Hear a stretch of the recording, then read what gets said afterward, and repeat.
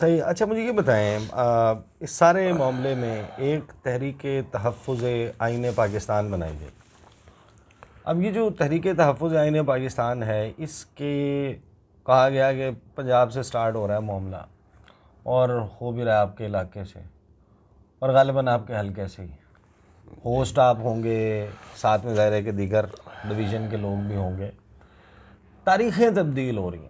تاریخیں کیوں تبدیل ہوئیں؟ اس کے پیچھے کیا کہانی ہے؟ کب کرنا ہے ایگزیکٹلی؟ کیا اس کا پلان ہے؟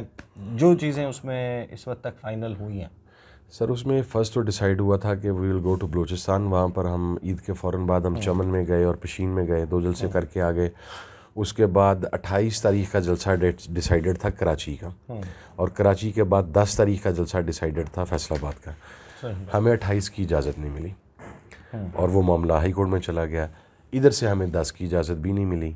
اس کے اوپر فیصل آباد ڈسٹرکٹ اور ڈویژن کے تمام ایم این ایز، اور میں نے یہ کریڈٹ ضرور دینا چاہوں گا، وہ ایم پی ایز اور ایم این ایز جتنے بھی پارلیمنٹیرینز ہیں، انہوں نے یونینیمسلی یہ ڈیسائیڈ کیا، I was cheering that meeting, کہ ہم 17 کو جلسہ ہی نہیں کیس کریں گے، اجازت ملے یا نہ ملے.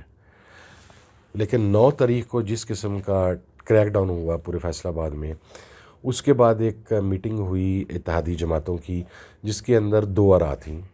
میں تو کہتا تھا کہ جی میں تو ریڈی ہوں، آئی ہیو نو ایشوز، آپ کو ویلکم کروں گا فیصل آباد 17 کو، اور پھر جو ہوگی دیکھی جائے گی. لیکن ایک دوسری رائے وہاں پر اتحادی جماعتوں کی طرف سے یہ بھی تھی کہ ہم نے بیسیکلی پنجاب کو بوسٹ دینا ہے. ہم کو چند گھنٹوں کا ایک میڈیا ہائپ نہیں چاہ رہے کہ لوگ پکڑے گئے ہیں، محمود خان صاحب کو، مینگل صاحب کو، عمر ایوب صاحب کو، اسد کیسر صاحب، راجہ ناصر عباس، ان لوگوں کو فیصل آباد میں داخل نہیں ہونے دیا جا رہا. ان کی ضلع بدری کے احکامات آ گئے ہیں، پولیس انٹری پوائنٹس کے اوپر کھڑی ہے. تو for some hours that can be a news, لیکن وہ خبر شبر چل گئی، چل کے فلیش ہو گیا، بھائی اتنا ہو گیا، اس کے بعد کچھ نہیں ہوگا. دوسرا نقطہ نظر یہ تھا کہ اس کو ہم فیصل آباد میں ایک اتنا بڑا ایونٹ کر دیں کہ اس کے بعد پنجاب میں ہم انسٹاپیبل ہو جائیں. ہم نے ایک ایسا پلان چیک آؤٹ کی، اسی لیے ہم عدالت میں چلے گئے. اس میں ڈیسائیڈ ہوا کہ فائنلی ہمیں عدالت میں جانا ہے، ہمیں اجازت لینی ہے، اور عدالت میں اپروکسیمیٹلی 10-12 دن کے اندر ہمیں اجازت مل جائے گی. جلسہ 5 دن آگے چلے جانے سے کوئی نقصان نہیں ہوگا، لیکن اس کی سمبولک سگنیفیکنس جو ہے وہ پنجاب کو کھڑا کر دے گی، بیدار کر دے گی.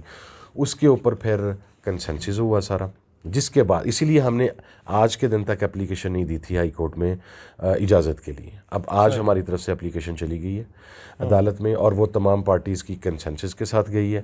لیکن ہم جو ایک بلاک بسٹر دیں گے وہاں پر فیصل آباد میں، وہ پاکستان کی پولیٹیکل ہسٹری میں وہ چیز نہ پہلے ہوئی ہے کبھی، نہ پہلے کسی نے سوچی ہے، اور نہ ہی میرا خیال ہے کسی کے وہم و گمان میں ہوگا.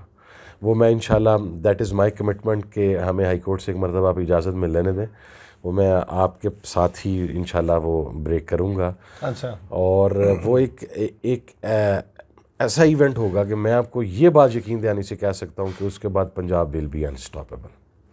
وہ کسی آدمی کے وہم و گمان میں، ان کے تخیلات میں بھی وہ چیز دور دور تک نہیں ہے جو فیصل آباد میں ہوگا. کوئی ویڈیو چلانے لگے ہیں، کوئی آڈیو چلانے سر لگے ہیں، ویڈیو کوئی ہی ثبوت رکھنے سر لگے ہیں.